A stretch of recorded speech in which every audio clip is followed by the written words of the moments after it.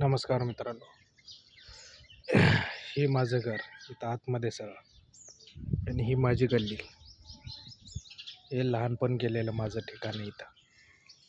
हे अगोदर इथं झाडे वगैरे काहीच नव्हती. हे पूर्ण खाली होतं मैदान आणि सिमेंटचा रस्ताही नव्हता.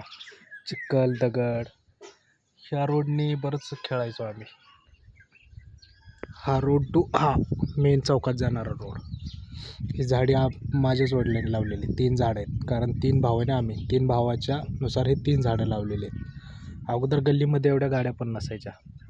आता बदलत्या काळानुसार गाड्यांची संख्या पण वाढत गेली आहे. जसे जसे लोकांची संख्या वाढत चालली आहे गावामध्ये, तशी तशी वाहतूक पण वाढत चालली आहे. अगोदर गल्लीमध्ये एखादी किंवा गावामध्ये क्वचित गाडी असायची, पण आता प्रत्येक घरात गाडी आहे.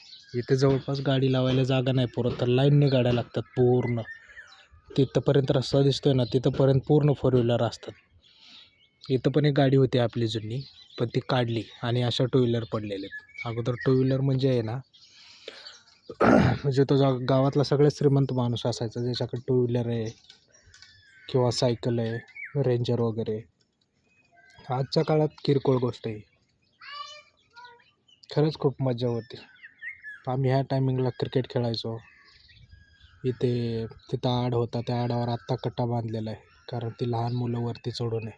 ज्यावेळेस आम्ही लहान होतो त्यावेळेस काहीच टेन्शन नव्हतं कोणाला. मग आत्ताच्या मुलांची काळजी घेतात. काय सुकून होता त्यावेळेस. इथं झाडी नव्हती, काही नव्हतं, तरी आम्ही इथं उन्हात दिवस रात्र खेळायचो, आजारी पडत नव्हतो.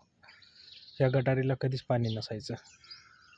आज इथं भरपूर पाणी आहे, म्हणजे जवळपास इथं रोगराई पसरायला अशी घाण झाली. काळानुसार बदलत राहतं सगळं.